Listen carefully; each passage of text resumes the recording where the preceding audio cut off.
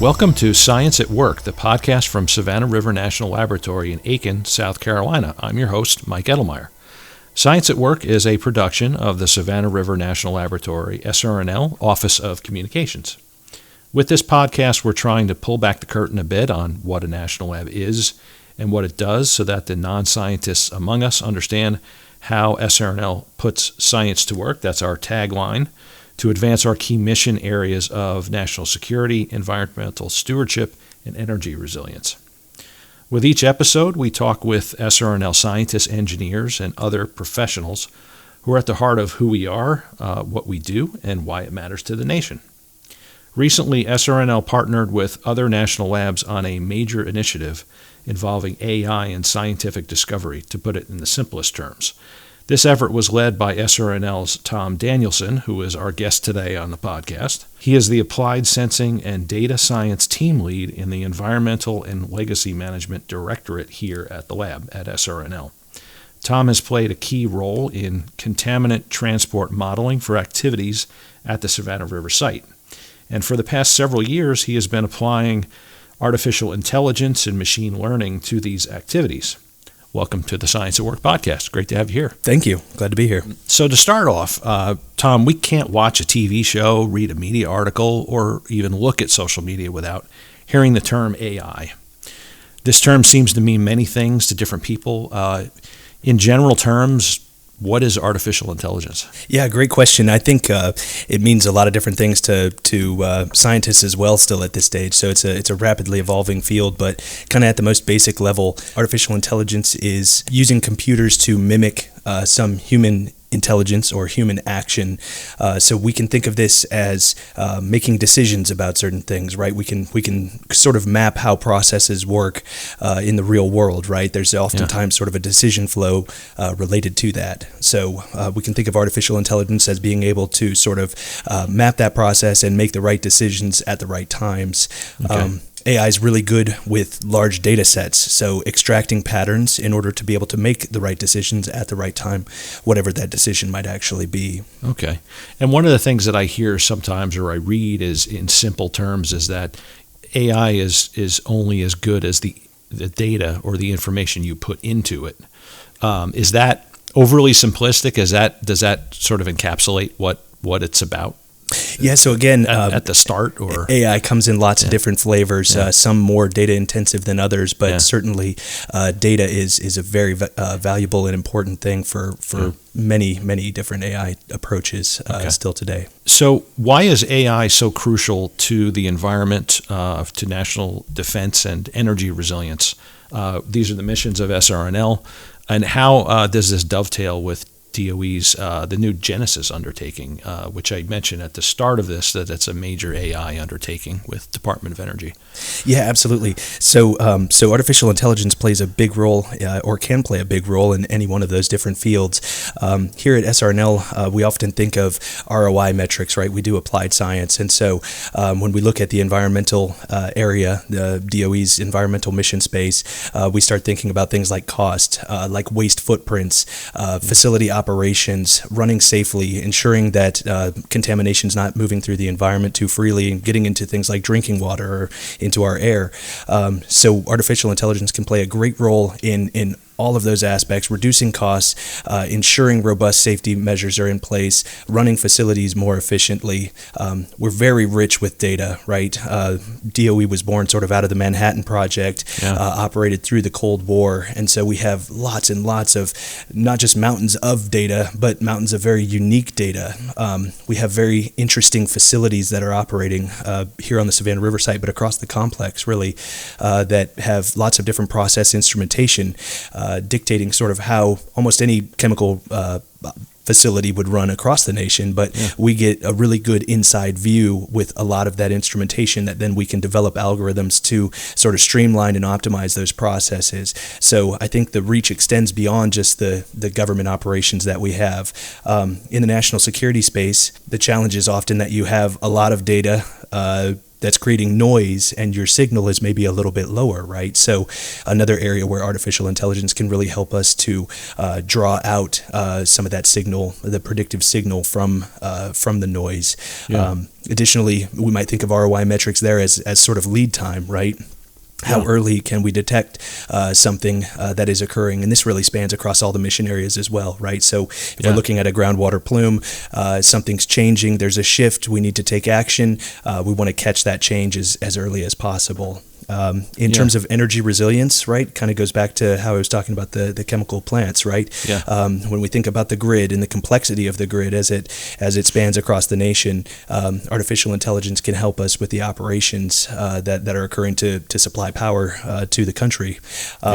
We're talking about it at sort of a systems level, but there's lots of fundamental research that goes on as well, right? So when we start thinking about what some of these facilities are doing, that we're monitoring the process operations, there's in some cases it's glass that's coming out of the building, right? We need to tailor the material formulations so it can help us at that level as well, sort of the more fundamental scientific materials development and discovery type levels. So lots of different applications. Yeah. So in terms of energy resilience, so you're talking about grid resilience as one aspect of that, right? That's right. A major aspect of that. Absolutely. Yeah. What are SRNL's AI capabilities and initiatives, including those that you're working on? Because I know, beyond this DOE mission Genesis, there's a lot of other things going on. So if you could tell us a little bit about that. Absolutely.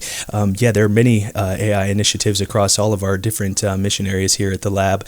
Some that I've been involved in over the course of the past number of years. One of them is called Advanced Long-Term Environmental Monitoring Systems. We call it Ultimus. And so in this program, essentially what we're doing is we're using many different sensor types to monitor different zones of vulnerability around a facility where there's an associated groundwater plume from the historical operations. And so we're bringing together multiple different technologies, like I said, things like electrical resistivity tomography, things like sensors that are placed in the groundwater wells that are measuring things like pH and specific conductance.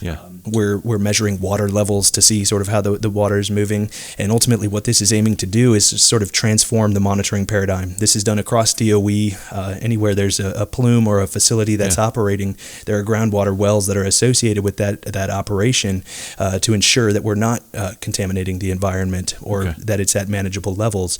And so the classical paradigm is send a human out into the field, pull a sample, send that sample back to a lab, return sort of the analysis of that laboratory work, which is takes generally time. Exactly. It takes time and it costs money as well. Yeah. So by using these integrated sensing technologies as well as AI and machine learning, what we can do is we can sort of forecast the plume migration. We can detect early if there's a change in how the environment and the geochemistry is behaving. So we can capture those at earlier stages. And when you say plume, what are you referring to? Contamination that would be in the groundwater, and then ultimately that plume is sort of its migration between a few points. Yeah. Okay. Just for members of our audience that might not be as familiar with that as we are. You mentioned in terms of historical operations, so you're referring to the activities during the Cold War and other activities that happened on the Savannah River site that Savannah River National Laboratory has been, an intimate part of all of that, right?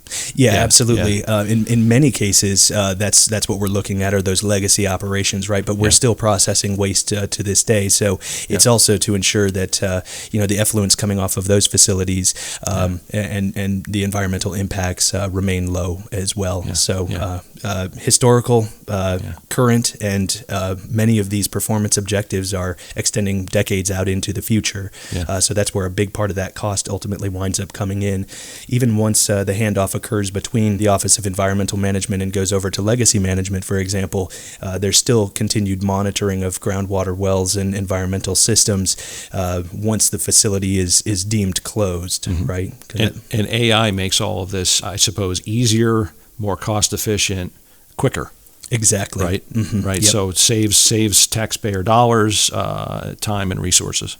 Yeah, absolutely. And we also call it kind of a proactive monitoring paradigm as opposed to a reactive monitoring paradigm, right? So in this case, when we're using AI, we're actually sort of forecasting what may occur as opposed to we find out that we may have an issue or a change in the environment.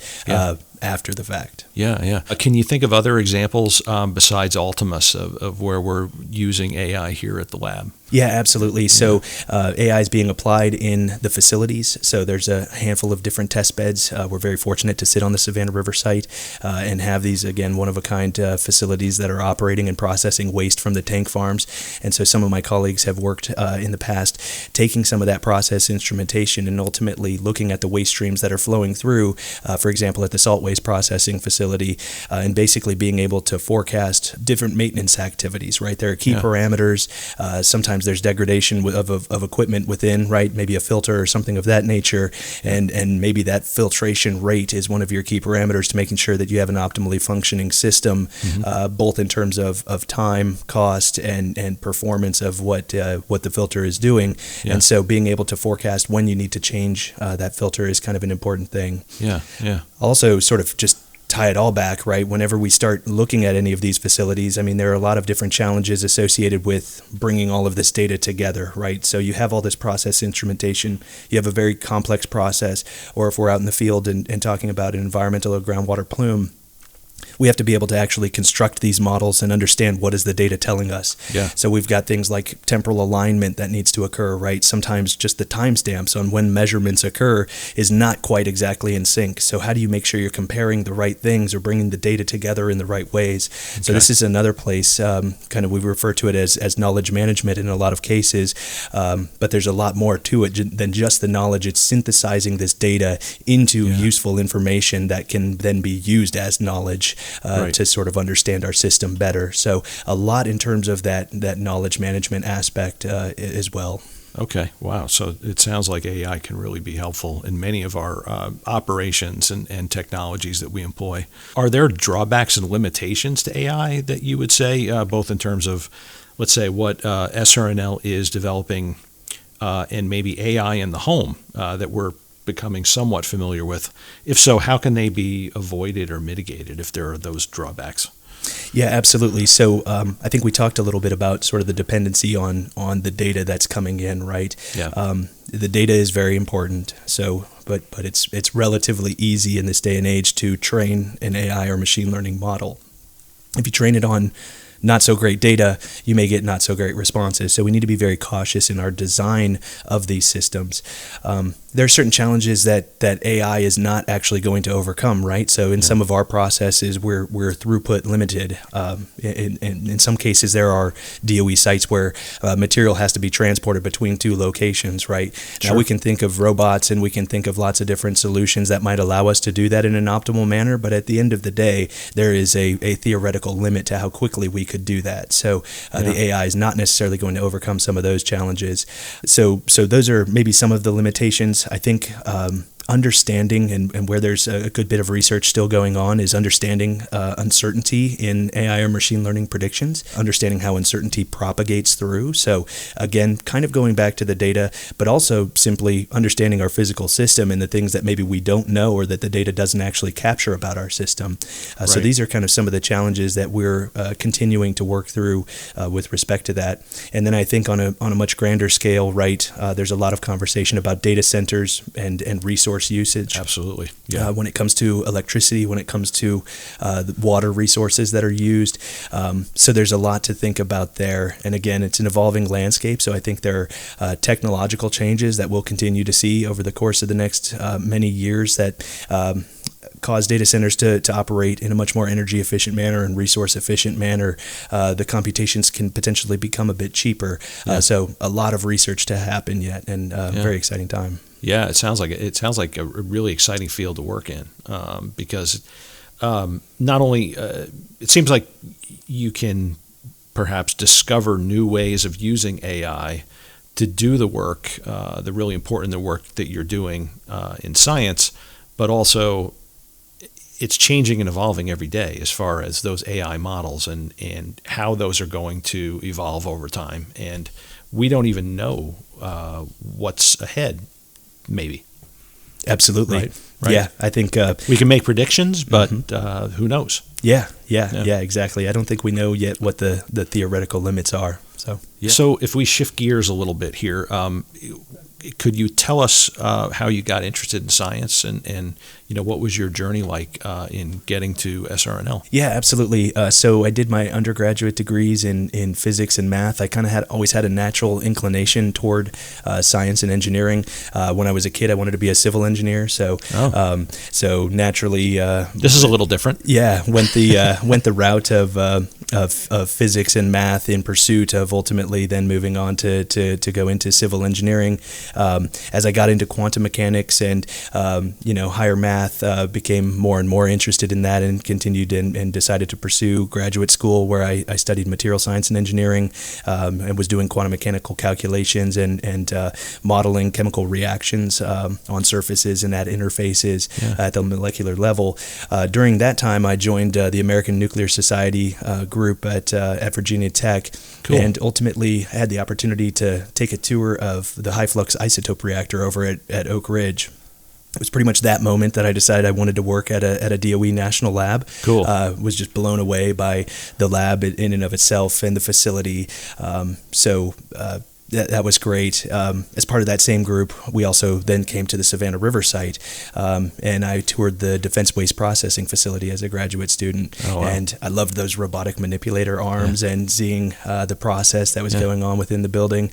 And it was kind of at that moment, and I guess in the last couple of years of my graduate school, I had the opportunity to work at Oak Ridge, great place, but just sort of in deciding, I was kind of between SRNL and ORNL. Maybe the DWPF tour was the most recent, and that's what got me here. It was fresh in my mind, but both great places. DOE, I have the opportunity to work with all the labs now on various different collaborating levels, and they're all really impressive and really cool places. I mean, that's one of the most fun parts of the job, is being able to go around and see the cool stuff and the history of all the different DOE labs. So it's just an exciting place to be. Well, and in the new Genesis mission, so it's all 17 national labs that are involved, right? That's so right. You're able to work with your colleagues across the complex. That's pretty cool. Absolutely. Pretty cool.